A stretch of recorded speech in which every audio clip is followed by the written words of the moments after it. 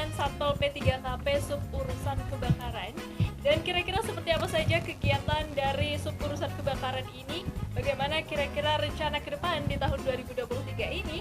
Dan hari ini kita akan berbincang dengan narasumber kita yang luar biasa ya. Sudah hadir di tengah-tengah kita sapa terlebih dahulu. Ini ada Pak Sriana Esos MSI. Halo Bapak, Assalamualaikum. Waalaikumsalam warahmatullahi wabarakatuh. Oke, Pak Sriana ini adalah Kepala Satpol P3KP Kota Pekalongan ya Pak ya? Ya. Oke Pak Sriana, gimana kabarnya hari ini Pak? Baik, alhamdulillah sehat. Alhamdulillah. Oke Pak, kita hari ini akan membahas sub urusan kebakaran nih ya. Mungkin agar pemirsa di rumah juga lebih kenal gitu ya Pak ya, lebih dekat gitu ya. Oke, Bapak langsung saja kali ya Pak ya. Iya. Oke, Pak, Satpol P3KP ini kan di dalamnya termasuk ada sub urusan kebakaran nih Pak. Betul. Mungkin boleh dong Pak dikenalkan lebih lanjut terlebih dahulu nih ya. Latar belakang dari Satpol P3KP khususnya sub urusan kebakaran ini tuh seperti apa sih Pak? Ya. Jadi sebetulnya nomenklatur Satpol P3KP itu memang kepanjangannya Satuan Polisi Pamong Praja Pemadam Kebakaran dan Penyelamatan. Ada memang sub urusan kebakaran yang dicantumkan di situ. Ini sebetulnya merupakan urusan-urusan yang menjadi urusan wajib dasar yang harus dilakukan oleh semua pemerintah daerah atau pemerintah kabupaten kota. Sehingga Kota Pekalongan ini nomenklaturnya itu. Jadi sub urusan kebakaran dan penyelamatan ini merupakan bidang, salah satu bidang yang ada di Satpol P3KP. Itu Oke, itu ya tadi ya pemirsa ya. Iya. Oke, untuk sebetulnya nih Pak, kewajiban atau tugas dan tanggung jawab seorang pemadam kebakaran itu sebetulnya apa aja? Iya, sebetulnya tugas utama pemadam kebakaran, namanya aja pemadam kebakaran, itu yang melaksanakan pemadaman apabila terjadi kebakaran begitulah. Tetapi di lain itu juga melakukan sosialisasi, kemudian melakukan inspeksi, juga terkait hal-hal yang berhubungan dengan urusan pemadaman. Selain urusan pemadaman juga urusan penyelamatan, makanya di nomenklaturnya tadi ada penyelamatan. Dan ini ternyata kata-kata penyelamatan ini mengandung makna yang begitu luas sekali. Sehingga banyak hal-hal yang dilakukan oleh teman-teman damkar untuk melakukan penyelamatan.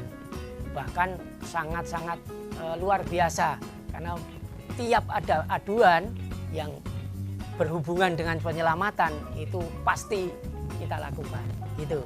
Iya. Oke, Pak, kita ingin tahu dong Pak, sejauh ini nih Pak, untuk di Pekalongan sendiri ya, khususnya di Kota Pekalongan sendiri, selain memadamkan api ini pernah menyelamatkan apa saja sih Pak? Iya. Kalau pemadaman kita sudah di tahun 2022 ini sudah melakukan pemadaman sebanyak 53 kali dalam satu tahun. 53 kali, tetapi yang terjadi di pemerintah kota Pekalongan, wilayah kota itu hanya 38 dan 15 diantaranya fokusnya berada di Kabupaten Batang dan Kabupaten Pekalongan. Kemudian penyelamatan, kita itu penyelamatan sangat-sangat intens sekali, hampir setiap hari ada penyelamatan. Paling banyak mengadakan penyelamatan itu ada penyelamatan sarang tawon. Wah, ini sejumlah kurang lebih 130 kali dalam satu tahun. Ya, ada 130 kali. Kemudian yang kedua itu evakuasi atau penyelamatan ular. Penyelamatan ular ini kita kurang lebih ada 60 kali dalam satu tahun. Dan sampai kita di markas, di Mako Damkar itu kita membuat kandang ular untuk apabila terjadi atau mengadakan penyelamatan itu disimpan dulu di damkar, kemudian nanti akan dirilis di wilayah Kabupaten Pekalongan. Itu. Oke, Pak, saya penasaran nih Pak, untuk penyelamatan ular sendiri ya Pak. Betul. Mungkin setelah diamankan begitu ya, mungkin setelah itu ular tersebut dibawa kemana nih Pak? Iya, ular tersebut setelah kita simpan di Mako, nanti mungkin secara periodik kalau sudah penuh ada 10 atau berapa, kita rilis di hutan di wilayah Kabupaten Pekalongan. Yang sering kita adalah wilayah Petung Kriono. Ya, kita lepas kembali di hutan liar. Sehingga ya itu yang harus kita lakukan apabila evakuasi ular itu mendapatkan atau ada hasil dari penyelamatan itu. Kita rilis kembali ya. Ya. Artinya memang dikumpulkan dulu ya, mungkin agak banyak. Ya, gitu ya. betul. Jadi mungkin beberapa lah, mungkin 5 sampai 10. Kalau sudah penuh kandangnya ya kita rilis lagi di hutan begitu. Ya. Oke, ini saya masih penasaran, ini menarik pemirsa Iya. ya, tentang ular ini. Biasanya ular apa sih Pak? Ya, macam-macam. Ya, ada piton, kemudian ada juga kobra dan ular-ular sawah itu banyak sekali. Tapi kan bermacam-macam. Paling banyak memang di wilayah utara karena memang mereka di air, gitu, sehingga penyelamatan ini yang paling banyak diadakan di wilayah kita yang di sebelah utara. Itu, Mbak. Menarik sekali ya. Ya, Oke, Pak, kita lanjut lagi nih Pak. oke. Kita penasaran sebetulnya apa sih Pak risiko yang dialami oleh petugas pemadam kebakaran di lapangan gitu ya. Biasanya kita lihat tentu saja harus berhadapan langsung dengan kobaran api, Betul. kemudian listrik, suhu panas gitu ya. Ya. Atau mungkin apa ya, bersenggolan langsung dengan masyarakat gitu. Iya, mungkin. iya, iya. Boleh Pak diceritakan Pak?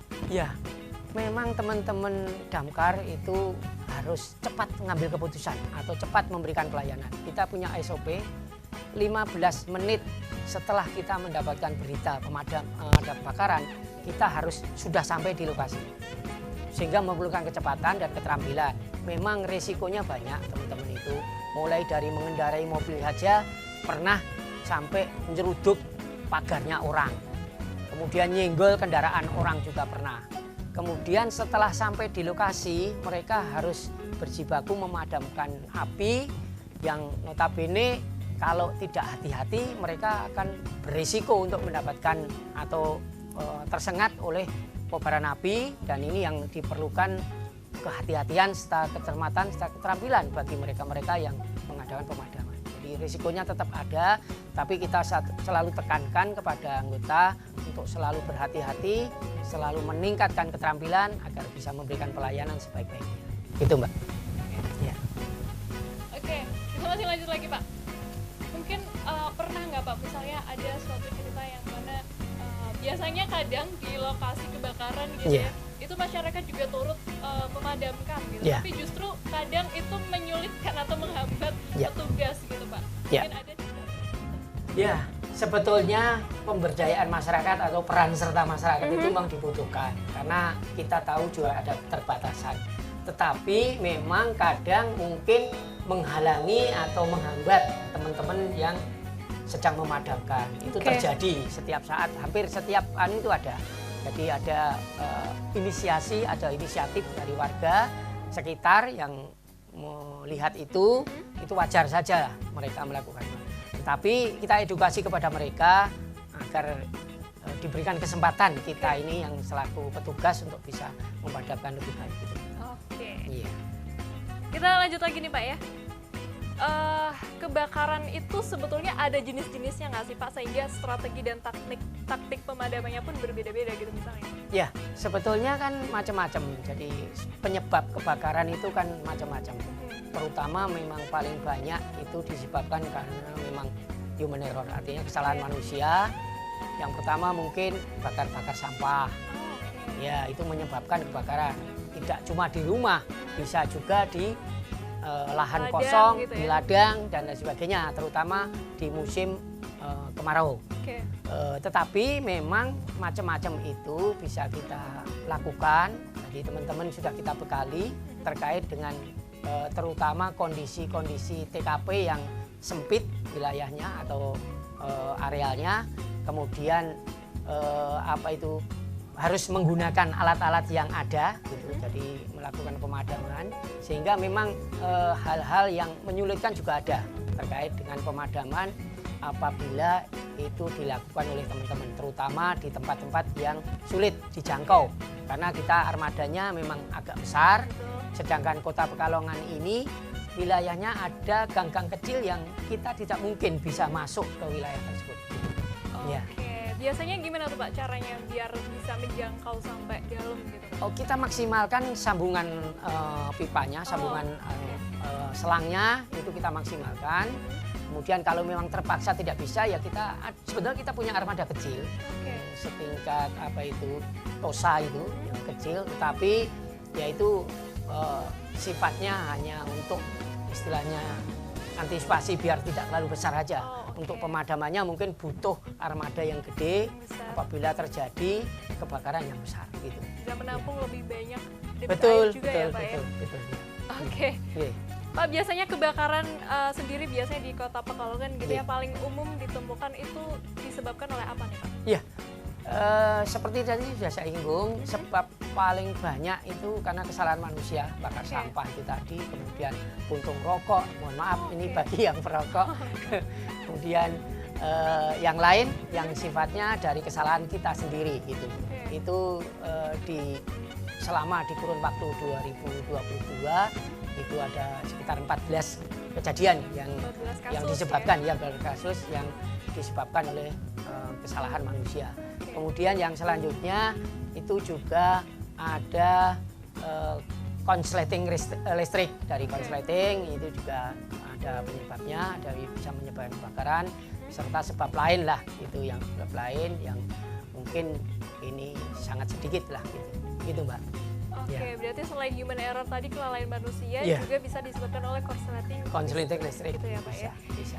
Oke, ada nggak sih Pak sebetulnya untuk upaya-upaya yang bisa dilakukan oleh masyarakat sendiri gitu ya untuk mencegah itu gitu Pak? Iya. Misalnya dari gimana sih agar listriknya tidak konslet gitu? Oh iya, sebetulnya kalau terkait dengan listrik, itu kan sebetulnya sudah ada protap, sudah ada ketentuannya terkait dengan pemasangan. Mungkin penyambungan yang tidak profesional, mungkin juga terlalu banyak kabel dan lain sebagainya itu bisa menyebabkan.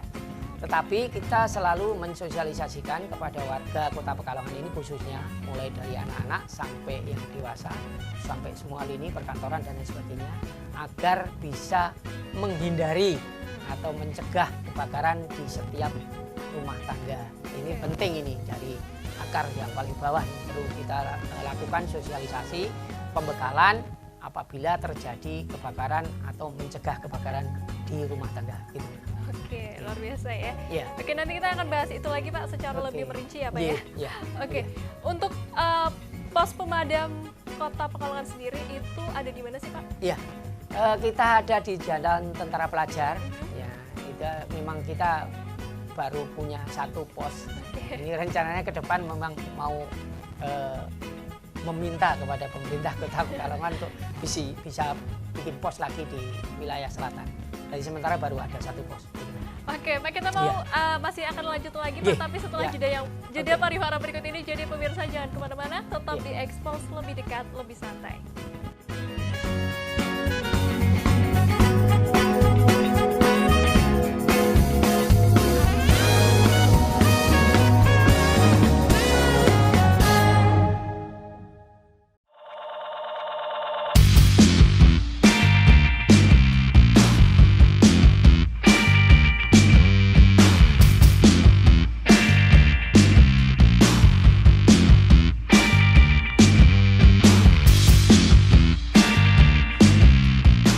Pemirsa, terima kasih Anda masih bersama kami di Expose, lebih dekat, lebih santai. Dan kita masih bersama narasumber kita ya. Ada Pak Srian, yang gimana Bapak? Masih semangat? Semangat, iya. Oke, Pak, kita akan lanjut lagi ya. Tadi kita sempat membahas pos pemadam kebakaran. Pos pemadam kebakaran di Kota Pekalongan ya Pak ya? Oke, apakah di pos tersebut gitu ya Pak, masyarakat bisa langsung datang ke pos untuk melakukan aduan gitu Pak? Iya, bisa. Jadi silahkan aduan warga Kota Pekalongan khususnya itu bisa langsung datang ke Damkar di Jalan Tentara Pelajar, atau bisa menghubungi lewat telepon. Bisa telepon saya, bisa telepon kantor, nanti bisa kita sampaikan bahwa kita siap untuk melakukan tindak lanjut dari aduan masyarakat. Makanya kita sampaikan tugas Satpol P3KP ini salah satunya adalah pemadam kebakaran, juga penyelamatan. Ini yang terkandung maksud sangat banyak tugas yang harus dilakukan gitu Pak, silahkan. Oke. Oke, nanti mungkin untuk informasinya kita sampaikan nanti saja ya Pak ya. Iya, Oke. Kita ingin tahu nih Pak, sejauh ini Satpol P3KP gitu ya, khususnya Iya. sub urusan kebakaran ini juga melakukan sosialisasi dan juga Betul. simulasi pencegahan kebakaran ke masyarakat gitu Pak. Betul. Boleh Pak diceritakan seperti apa itu Pak? Ya, di tahun 2022 ini kita sudah melakukan kurang lebih 23 sosialisasi Oke. kepada warga Kota Pekalongan. Itu macam-macam, ada mungkin melalui sekolah, melalui PKK, kemudian trauma wanita, kemudian masyarakat secara langsung, perusahaan dan lain sebagainya. Itu sudah kita lakukan sosialisasi itu untuk pencegahan atau mencegah terjadinya kebakaran. Itu. Selain itu juga kita mengadakan inspeksi yang diadakan oleh teman-teman Damkar, baik itu perkantoran, baik itu perbankan, sekolah dan lain sebagainya. Itu juga kita lakukan. Jadi untuk mengadakan atau mencegah terjadinya kebakaran gitu. Oke, tadi sempat disinggung inspeksi Ya, ke kantor-kantor gitu ya Pak? betul, betul. Untuk sejauh ini Pak, ini saya penasaran Pak. Ya. Saat dilakukan inspeksi sistem proteksi kebakaran Ya. bangunan gitu ya di Ya. gedung-gedung gitu Pak. Sejauh ini seperti apa sih Pak sistem proteksi gedung-gedung di Pekalongan ini Pak? Iya, secara umum gedung-gedung yang ada di Pekalongan ini proteksinya secara umum bagus lah. Itu artinya, tetapi ini memerlukan satu inspeksi yang terus-menerus karena kan kita tahu misalnya APAR itu kan kalau tidak diinspeksi atau tidak dicek secara reguler terus-menerus itu bisa-bisa nanti pas kejadian itu tidak berguna atau tidak berfungsi sesuai dengan apa yang diharapkan. Itu kan naif sekali. Jadi sehingga memang perlu ada inspeksi itu. Salah satunya untuk pencegahan atau untuk memberikan pembelajaran kepada terutama penghuni gedung, kantor, perkantoran terutama ini harus kita lakukan inspeksi itu agar siap apabila terjadi kebakaran. Kita tidak berharap sih, tapi itu harus kita persiapkan, begitu Mbak. Karena bisa terjadi kapan saja iya, ya Pak bisa ya? terjadi kapan saja, betul. Oke. Berarti untuk di gedung-gedung di Pekalongan ini sudah bagus, tetapi juga butuh adanya inspeksi secara berkala gitu ya Pak ya? Betul. Oke.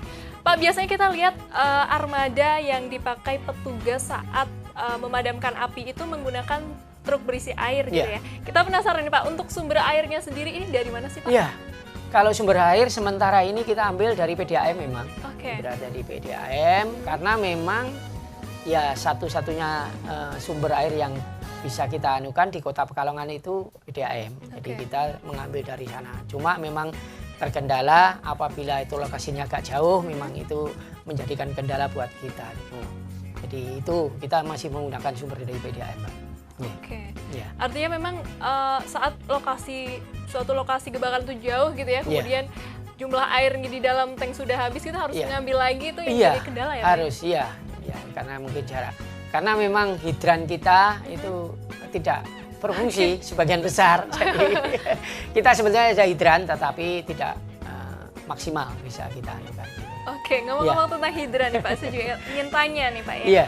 Di Kota Pekalongan sendiri ini ada 16 titik hidran ya Pak ya. Iya. Tetapi 15 titik itu tidak berfungsi atau rusak. Iya. Gitu. Iya. Itu satu berfungsi dengan baik Pak?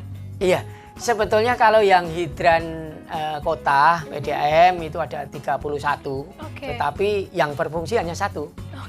Ya, hanya rusak. Sehingga nanti perlu ke depan kita revit, kita perbaiki itu. Nah, ini menjadi salah satu pekerjaan atau PR kita. Kemudian yang hidran halaman itu memang ada 16. Tapi yang hidran halaman ini dari 16 yang fungsi 15, yang satu rusak. Nah, karena hidran halaman ini, jadi mereka mungkin punyanya kantor atau mungkin punya perusahaan dan lain sebagainya. Sehingga ya kita tidak bisa dengan serta-merta mengambil dari situ, harus melalui satu mekanisme izin dan lain sebagainya. Karena kan menyalahi ketentuan kalau misalnya nanti miliknya orang diambil kan seperti itu. Tapi sebetulnya ini kuasa siapa sih Pak untuk perbaikan hidran sendiri Pak? Sebetulnya ya tetap berkaitan dengan damkar di kita. Jadi karena memang sebetulnya tujuan hidran itu adalah untuk menyiapkan air apabila sewaktu-waktu terjadi kebakaran. Nah, Cuma memang ada yang dikelola oleh pemerintah kota, dalam hal ini yang 31 tadi oleh PDAM, kemudian ada yang milik perusahaan atau perkantoran dan lain sebagainya. Nah itu perlu kita tata, nanti kita mungkin ke depan akan kita buat satu aturan hukum yang mengatur tentang itu, entah itu perwal atau perda, sehingga nanti garis besar terkait dengan hidran ini bisa dilakukan atau bisa dimanfaatkan sesuai dengan kebutuhan pemadaman kebakaran gitu. Oke, Ya. tapi sejauh ini Pak mungkin sudah Ya. pernah sounding ke pemerintah mungkin Pak untuk perbaikan-perbaikan yang mungkin mereka pegang itu hidran-hidran tersebut? Ya, sounding sih sudah, tetapi nggak tahu nanti. Ini kan semua tergantung anggaran, karena kan keterbatasan kita di anggaran. Jadi tetap itu merupakan satu rekomendasi kita kepada pemerintah kota bahwa kita itu sebetulnya punya hidran, punya tetapi ini tidak bisa dimanfaatkan. Ini percuma kalau tidak bisa dimanfaatkan. Karena memang sudah tua juga sih, itu kan sudah dibuat mulai dari tahun 84-85. Jadi memang sudah tua lah begitu. Perlu apa itu? Ya revit lah gitu, revit gitu. Oke, mungkin itu sudah masuk ke dalam list perencanaan tahun ini Pak? Iya, termasuk salah satunya itu. Nanti kita sampaikan, sudah kita laporkan kepada Bapak Wali Kota. Semoga saja ini mendapatkan satu perhatian agar pelaksanaan pemadaman kebakaran ini bisa dilakukan secara maksimal gitu Pak. Oke, luar biasa ya Pak ya. Iya. Pak, kita dong ingin mendengar nih Pak, mungkin cerita-cerita saat evakuasi gitu Pak, yang mungkin kita ingin tahu seperti apa sih sebetulnya biasanya mungkin persiapan dari petugas sendiri nih Pak sebelum berangkat ke lokasi itu seperti apa sih Pak? Saya penasaran Iya. Pak. Jadi teman-teman itu di markas atau di Mako itu sudah siap peralatan. Setiap hari mereka harus ready. Kemudian begitu mendapatkan berita atau laporan itu, seperti tadi sudah saya singgung, SOP-nya adalah 15 menit itu harus sudah sampai di TKP. Oke. Nah, harus sudah sampai di TKP. Sehingga teman-teman begitu mendapat berita itu langsung membawa armada menuju ke TKP. Nah, satu permasalahan besar di Kota Pekalongan ini apabila pemadaman itu atau kejadian kebakaran itu di sebelah selatan rel kereta. Oke, betul. Kota Pekalongan ini dibelah oleh rel kereta yang setiap harinya kurang lebih ada 70 sampai 80 kali. Sehingga apabila kita mendapat berita dan itu karena markas kita di sebelah utara rel, kemudian kejadian di sebelah selatan rel, kadang begitu sampai di Bendan, begitu sampai dia ada kereta lewat. Ini yang menjadi hambatan. Saya dari rumah kadang saya dengarkan itu titut, waduh enggak bisa ini 15 menit ini. Jadi memang ada hambatan di Kota Pekalongan ini. Tetapi mereka prinsipnya siap. Begitu mendapat berita, mereka memakai baju, walaupun bajunya ya tahan api, tapi tahan apinya ya mungkin terbatas karena juga terbatasan. Ya, kemudian berangkat ke TKP seperti itu. Jadi kalau sudah sampai TKP, saya kira melakukan pemadaman seperti biasa, mungkin dibantu juga warga sekitar lah gitu. Oke. Ya. Pak, tapi untuk taktiknya misalnya, itu kan misal memadamkan api di kobaran yang di padat penduduk begitu ya, akan berbeda dengan memadamkan api di tempat lain begitu Pak. Itu ada nggak sih Pak perbedaan-perbedaan semacam itu? Ya, perlakuannya pasti beda. Jadi apabila di tempat terbuka dengan kemudian di tempat yang sempit atau di perumahan padat penduduk itu kan lain perlakuannya. Jadi memang itu ya menjadi kendala juga sih untuk tempat-tempat yang padat pemukiman lah, pemukiman penduduk yang padat itu menjadi kendala. Tetapi mereka sudah dibekali dengan ketentuan, dengan aturan-aturan, dengan mungkin keterampilan-keterampilan, makanya mereka sudah harus siap untuk mengadakan pelayanan pemadaman itu. Jadi disesuaikan dengan kondisi yang ada lah, itu. Oke, luar biasa ya.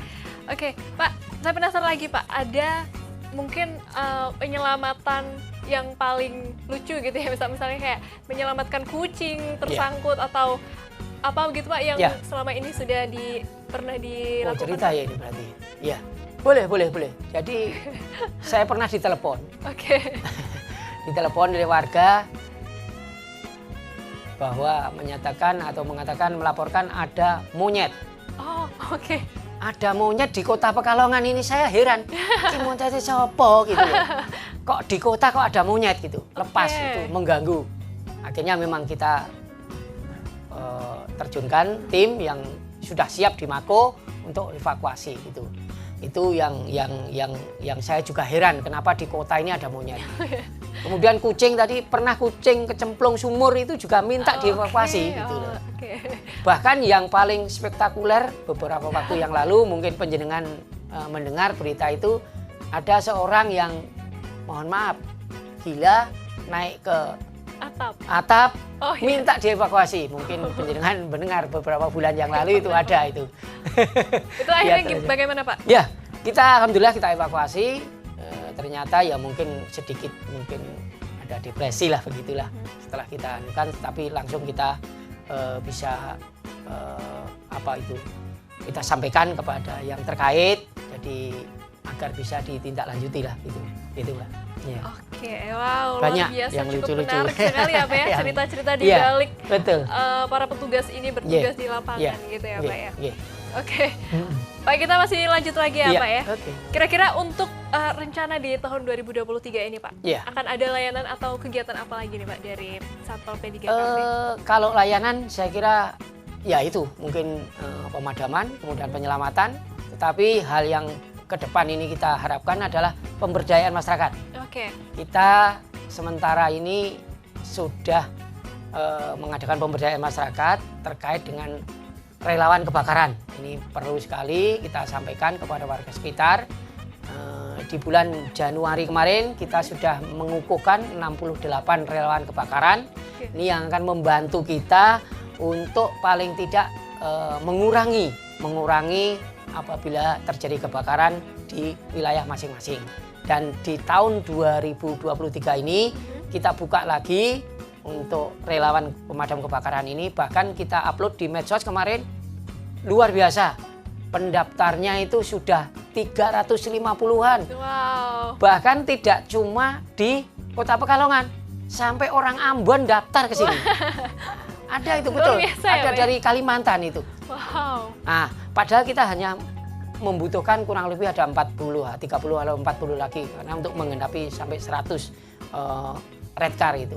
Nah, itu nanti akan kita seleksi, akhirnya kita seleksi ya, di tahun 2023 ini kita seleksi, kemudian nanti yang lolos atau ya ini memang untuk warga Kota Pekalongan karena akan pemberdayaan masyarakat Kota Pekalongan.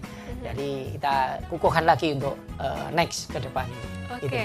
Tadi relawan kebakaran. Ya. Itu apa saja Pak tugasnya nanti Pak? Ya, mereka membantu. Mereka sebagai mata dan telinga kita. Karena apapun juga damkar ini terbatas. Terbatas personilnya, terbatas peralatannya, terbatas juga mungkin jangkauannya seperti kendala-kendala tadi. Betul. Sehingga apabila ada red car masing-masing di kelurahan itu ada, paling tidak mereka akan kita berikan keterampilan khusus untuk pemadaman secara pendahuluan lah, ya mandiri agar bisa mengurangi. Di samping itu juga mengkoordinasikan dengan kita damkar sehingga pelaksanaan atau pemadaman ini bisa dilaksanakan secara maksimal gitu. Wah, luar biasa ya Pak. Tadi yang orang Ambon itu gimana Pak akhirnya Pak? Ya, nanti kan ya ketentuannya kan memang harus orang Pekalongan karena kan ini jadi pemberdayaan. Kalau orang Ambon ya enggak bisa, itu bisa mereka kita akan memanfaatkan ini untuk paling tidak menjadi mata dan telinganya di lingkungan mereka gitu. Sehingga apabila terjadi kebakaran mereka duluan yang akan berkoordinasi dengan kita. Ya. Tapi paling tidak kabar baiknya adalah berarti jangkauan dari pemadam kebakaran Kota Pekalongan itu sudah jauh Pak ya. Betul. Itu bahkan pusat diekspos lewat medsos sehingga membludak pendaftarnya.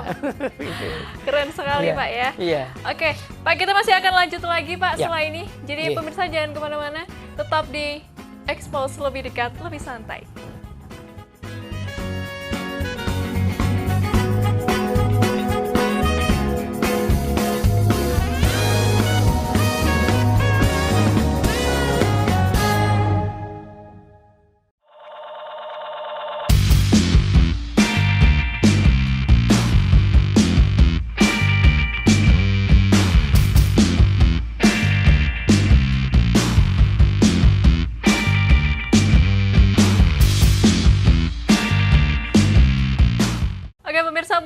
bersama saya Dia Astika dan juga Pak Srianan ya Pak ya, di Expose lebih dekat, lebih santai. Kita masih mau lanjut lagi nih Pak ya. Tadi sudah dibahas sedikit tentang rencana tahun 2023 ini ngapain aja ya. Oke, kita mau lanjut lagi nih Pak. Tadi saya sempat lihat di Instagram ya Pak ya, ada SDM Damkar Kota Pekalongan yang lagi ikut National Firefighter Skill Competition 2023. Ini boleh diceritakan Pak, apa itu Pak? Iya, ya memang kita kebetulan memang berkesempatan untuk mengikuti lomba pemadam kebakaran itu tingkat nasional. Dari sekitar 500 kabupaten kota yang berkesempatan untuk bisa mengikuti lomba, hanya sekitar 46 kalau tidak salah, 46. Jadi kita berkesempatan untuk mengikuti lomba itu. Lomba itu memang terkait dengan pemanfaatan atau penyelamatan di dalam pemadaman kebakaran. Yang pertama itu bagaimana mereka cara menggulung selang dengan begitu cepat, kemudian sampai di titik lokasi, itu yang diperlombakan. Kemudian selain itu juga hose laying, artinya bisa penyelamatan apabila ada korban di satu ketinggian gitu. Jadi kurang lebihnya ada dua aspek itu, penilaian itu. Yang ini masih intens, kita lakukan latihan di Mako Satpol di jalan dilaksanakan di sana.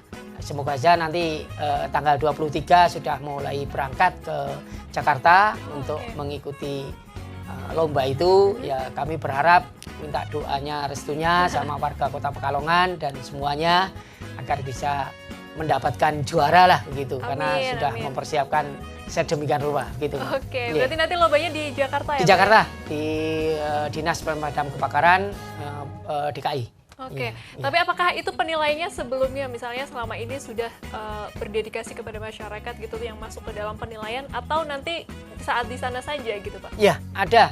Jadi ada penilaian memang karena di Instagram memang ada ketentuannya vote yang paling banyak. Mungkin itu akan membantu nanti di dalam penilaian lomba ini. Jadi makanya kita share semua agar bisa like, menambah untuk bisa menambah penilaian ya. Jadi mungkin nanti pemirsa bisa kepoin Instagramnya apa Pak, Damkar Kota Pekalongan ya Pak ya, untuk bisa turut memberikan tanda suka ya di video tersebut ya. Betul. Pak, kita ingin lanjut lagi nih Pak. Tadi ngomong-ngomong tentang armada nih Pak. Di Damkar Kota Pekalongan sendiri ini punya berapa armada sih Pak? Iya, untuk yang armada besar kita punya 3. Punya 3 yang itu bisa, alhamdulillah bisa kita maksimalkan untuk pelayanan. Cuma yang satu masih pembenahan, tapi dalam 1-2 hari insya Allah akan selesai dan ready. Karena kalau armada ini di Damkar ini mau tidak mau, suka tidak suka harus ready. Jadi tidak bisa ditunda.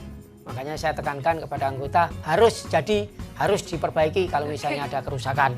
Kemudian yang armada kecil memang ada 2, ya, setingkat yang TOSA itu ada 2. Itu dikandung maksud untuk memberikan pelayanan apabila dimasuk di gang-gang kecil yang hanya bisa dimasuki oleh becak atau mungkin sepeda, karena tidak menutup kemungkinan kejadian kebakaran itu bisa terjadi di mana saja. Betul. Gitu. Dengan armada berarti totalnya ada 5 unit ya Pak ya, 3 besar dan 2 kecil. Itu apakah bisa menjangkau semua aduan gitu Pak? Misalnya di satu hari tersebut ada lebih dari 1 kasus gitu Pak, kasus aduan gitu. Kita maksimalkan dengan armada yang ada. Memang apabila terjadi kebakaran yang sifatnya besar seperti mungkin kita pernah pengalaman Pasar Banjarsari, kemudian yang terakhir adalah Pasar Senggol, itu memerlukan armada yang banyak. Memang tidak cukup kita, tetapi kita sudah menjalin hubungan kerjasama dengan pemerintah Kabupaten Pekalongan, dengan pemerintah Kabupaten Batang untuk saling membantu lah, sehingga kejadian beberapa bulan yang lalu atau beberapa minggu yang lalu terjadi kebakaran itu kita bekerja sama dengan Kabupaten Batang maupun Kabupaten Pekalongan. Kita maksimalkan armada yang ada. Berarti bisa saling membantu begitu? Betul, kita saling bantu. Berarti tidak menutup kemungkinan juga dari Kota Pekalongan juga dimintai bantuan oleh para tetangga ini ya Pak ya? Iya, kita kan tadi di awal sudah saya sampaikan, dari 53 itu 38 itu kejadiannya di Kota Pekalongan. Tetapi 15 kali itu di Kabupaten Pekalongan dan Kabupaten Batang. Ya kita melakukan kerjasama itu, saling bantulah gitu. Apabila terjadi, malah sering itu terjadi yang di Kabupaten. Ngomong-ngomong kerjasama nih Pak, ada nggak Pak stakeholder atau instansi terkait gitu ya yang mungkin ada juga nih kerjasama dengan pihak dari Damkar ini Pak? Kalau pihak instansi atau yang terkait bekerja sama dengan Damkar memang belum ada, artinya malah justru kita yang memberikan itu tadi, istilahnya sosialisasi dan pembekalan kepada mereka-mereka, mungkin perusahaan-perusahaan, bahkan banyak permohonan untuk memberikan semacam edukasi lah, edukasi terkait dengan penjagaan pemadaman. Malah justru banyak itu yang ada permintaan dari warga maupun dari organisasi maupun dari perusahaan-perusahaan gitu.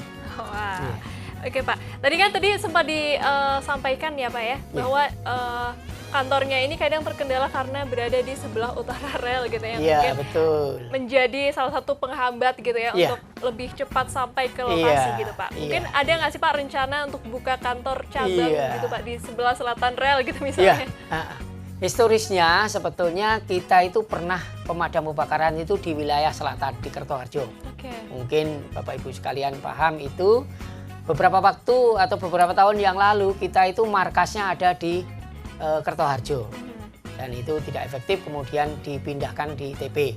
Nah di wilayah Kertoharjo itu berada di selatan rel dan sekarang makonya yang sekarang di TP itu berada di utara rel. Nah kendalanya memang itu tadi sudah saya sampaikan bahwa apabila terjadi kebakaran di wilayah selatan, kadang kalau ada kereta lewat karena 70-80 kali sehari. Ini sangat-sangat sering sekali dan mungkin kita juga kalau lewat di Bendan atau di manapun di Kota Pekalongan ini sering ada kereta yang lewat. Sehingga itu yang menghambat, salah satu hambatannya seperti itu. Sehingga memang membutuhkan markas atau unit, paling tidak kantor unit nanti akan kita rencanakan di tahun 23 ini untuk ada unit pemadam kebakaran di wilayah selatan. Entah itu di Kertoharjo maupun yang sudah ready sebetulnya di Kecamatan Pekalongan Selatan. Ini sudah ready dan kita sudah koordinasikan dengan Pak Camat dan beliau sudah siap untuk nanti mungkin ada unit yang ada di wilayah selatan gitu. Wow, luar biasa ya. Oke, Pak, Satpol P3KP ini berarti harus standby selama 24 jam ya Pak ya? Betul. Ya, kita itu makanya saya katakan bahwa Satpol PP, Linmas, Damkar itu merupakan atau memberikan pelayanan wajib dasar yang harus dilakukan, yang harus dilaksanakan sesuai dengan amanat Undang-Undang 23 2014. Jadi mau tidak mau, suka tidak suka, yang di Satpol PP ya harus bekerja ini 24 jam. Karena pelayanan ini harus kita lakukan, harus kita laksanakan sesuai dengan amanat undang-undang. Jadi memang di Satpol PP maupun di Damkar itu kita buat shift atau kita shift 3 kali shift. Jadi selama 1 kali 24 jam tidak ada kantor tutup begitu. Luar biasa ya. Iya. Oke, berarti ini para Damkar ini kalau tidur tuh tidak tenang ya Pak. Kalau terbawa mimpi mungkin ya. Aduh. Ya. Jangan kalau tidur ada sesuatu gitu yang terjadi gitu ya. Iya. Oke. Pak, belakangan ini ada kunjungan dari TK dan juga PAUD nih Pak. Ya. Seperti apa tuh Pak biasanya? Apa saja yang mereka lakukan di sana Pak? Iya. Ya, memang banyak sekali permohonan outing kelas dari Bapak Ibu guru, terutama untuk PAUD, untuk TK, itu terkait dengan profesi pemadam kebakaran. Sekaligus ini juga merupakan edukasi buat anak-anak kita agar mengerti terkait dengan pemadam kebakaran.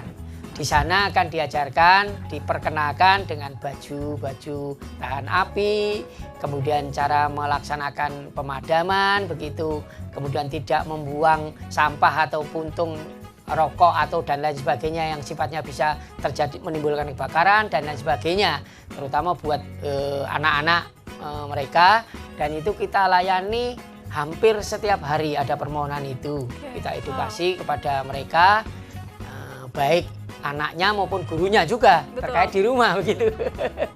Jadi itu kita lakukan, ya semoga saja ini bisa membuahkan hasil di kemudian hari, karena ini kan sifatnya edukasi yang jangka panjang. Betul. Investasi yang jangka panjang, agar mereka tahu cara mungkin diperkenalkan terkait dengan pemadaman kebakaran. Iya, ini juga bisa sekaligus sebagai referensi profesi untuk mereka gitu. Betul, ya, betul. Mereka juga kelak kadang gitu ada ya. yang menyatakan pengen jadi pemadam kebakaran begitu.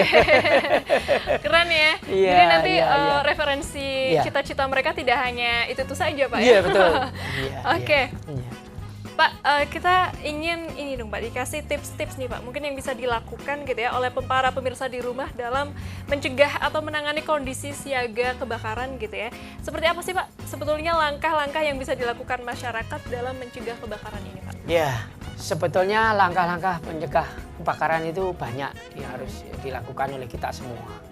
Untuk yang di outdoor, yang di luar itu sampah. Sampah itu banyak memicu, walaupun mungkin sepele, tetapi ternyata dari data yang ada itu 14 kali dari 1 tahun ini yang menyebabkan kebakaran karena kelalaian manusia terkait dengan sampah. Ini perlu, makanya jangan buang sembarangan, jangan buang puntung sembarangan. Kemudian yang kedua, harus selalu memperhatikan atau mungkin mengecek terkait dengan instalasi listrik, karena mungkin kita tahu bahwa listrik ini juga menjadi penyebab dari kebakaran yang ada di Kota Pekalongan. Insensitasnya juga 13 kali, ini cukup besar, sehingga perlu diperhatikan. Mungkin ini dianjurkan untuk bapak-bapak sekalian, warga Kota Pekalongan untuk selalu mengecek terkait dengan instalasi listrik yang ada di rumahnya masing-masing, atau mungkin juga di perkantoran. Jangan meninggalkan listrik dalam keadaan hidup apabila ditinggalkan dalam waktu yang lama. Ini penting agar tidak terjadi konsleting. Selain itu memang mungkin edukasi pemadaman secara kecil, baik oleh di tingkat PKK, di tingkat Dasarwisma, di tingkat kelurahan dan lain sebagainya, ini perlu. Karena biasanya ini ibu-ibu dulu yang mengetahui atau yang di rumah ini terkait dengan kebakaran, sehingga kita juga intent memberikan sosialisasi terkait dengan pemadaman khusus diadakan bagi ibu-ibu lah, terutama yang di rumah, agar bisa secara mandiri dulu. Betul. Menangani minimal kalau kompornya bakar atau membakar itu bisa memadamkan lah. Dan satu hal sebetulnya, jangan panik. Nah, jangan panik apabila berhadapan atau mengetahui misalnya kompor atau mungkin kendaraan menjadi kebakaran. Kita harus jangan panik dulu, ini penting ini, karena ini sudah modal. 50% tidak panik itu sudah modal. Itu pemadaman gitu. Berarti kuncinya adalah jangan panik terus. Jangan panik, iya. Tenang dulu ya. Tenang. Setelah tenang nanti akan bisa tahu nih apa yang harus dilakukan. Iya, gitu, iya. Kadang kan kita kan enggak langsung digabyur banyu atau gimana, padahal itu malah memperbesar, kan seperti itu gitu. Nah itu Pak, mungkin boleh Pak disampaikan hal-hal yang tidak boleh dilakukan Pak, misalnya ketika ada api gitu ya, hal-hal yang bisa semakin membuat api membesar gitu, apa Pak kira-kira Pak? Iya, yang menyebabkan api bisa membesar itu salah satu sebetulnya malah air. Jadi kalau ada kebakaran misalnya itu juga gabyur air, kadang malah lebih besar. Karena mungkin sebetulnya kebakaran ini disebabkan oleh oksigen. Bagaimana caranya kita menutup agar tidak ada oksigen yang ke sana, itu akan mati. Sehingga memang di edukasi kita, terutama yang di rumah tangga, itu kita menyiapkan karung goni yang basah untuk menutup misalnya kompor. Ini kita contohkan paling mudah, kompor misalnya kebakar gitu kan, itu pakai itu. Karena ditutup itu sehingga tidak ada oksigen yang masuk, sehingga akan mati. Nah, kalau kita tidak sadar itu, tidak tahu itu, ya mungkin ya kita akan mungkin memakai cara kita sendiri karena panik dan lain sebagainya itu tadi. Sehingga memang kita perlu berhati-hati, harus tenang dulu, tahu caranya, sehingga ini bisa diatasi gitu. Oke, tadi apa Pak, karung goni basah ya? Pak? Karung goni basah atau anduk itu anduk bisa basah dimanfaatkan, dibasahin, kemudian ditutupkan pelan-pelan gitu. Itu akan mati. Atau mungkin tangki motor. Tangki motor jangan bisa buka, kasih korek api, nyala itu. Nggak usah panik, cukup diraba aja, ditutup pakai tangan, enggak apa-apa, akan mati itu. Tetapi kalau panik anu Tambah pakai air apa? tambah Ya besar ya? malah semakin Oke, intinya Intinya, jangan sampai ada oksigen oksigen masuk ke yang sini. ya itu. Oke, mungkin ada lagi Pak hal-hal yang harus diperhatikan dalam memadamkan api nih Pak. Ya, itu tadi yang pertama memang jangan panik, kemudian pakai itu karung, kemudian sebetulnya pakai tangan juga tidak masalah. Intinya sebetulnya hanya menutup atau menghilangkan celah apabila oksigen bisa masuk ke lokasi itu. Apabila itu oksigen sudah tidak ada masuk, ya pasti akan mati itu. Gitu. Iya. Luar biasa. Oke, Pak, terakhir Pak, jika Ya. dalam keadaan darurat terjadinya kebakaran nih Pak, mungkin bisa menginformasikan Pak narah hubung pemadam kebakaran Kota Pekalongan gitu ya, atau masyarakat ini bisa menghubungi kemana Pak? Boleh Pak diinformasikan? Iya, bisa. Jadi nanti silahkan menghubungi ke nomor saya juga bisa, nomor 081 569 19037. Nanti pasti akan kita tindak lanjuti, kita sampaikan kepada anggota kami untuk bisa melaksanakan atau melakukan pemadaman atau penyelamatan gitu. Jadi bisa juga ke kantor, Jadi silahkan nanti pasti ada piket yang ada di kantor. Oke. Ya pasti akan dilayani sesuai. Untuk call center Pak mungkin ada Pak? Ya, untuk call centernya saya kurang itu, jadi mungkin HP saya aja dulu, jadi Oke. atau mungkin Nanti ke kantor Bapak ya, nanti kita sampaikan lah untuk. Oke deh Pak, terakhir Pak, mungkin Oke. harapan atau pesan yang ingin disampaikan ya Pak? Ya, jadi harapan dan pesan buat warga Kota Pekalongan khususnya, jadi karena ini kebakaran ini merupakan hal yang mungkin di luar pikiran Prediksi kita, ya, Pak ya? prediksi kita. Jadi mohon bisa dimaklumi untuk bapak-bapak dan ibu-ibu sekalian, warga Kota Pekalongan untuk mengantisipasi itu dengan cara seperti tadi sudah saya sampaikan, jangan buang puntung rokok sembarangan, kemudian instalasi listrik kita benahi sesuai dengan ketentuan sehingga tidak menyebabkan kebakaran, karena hal-hal itu yang menjadi penyebab utama dari kebakaran yang ada di Kota Pekalongan ini.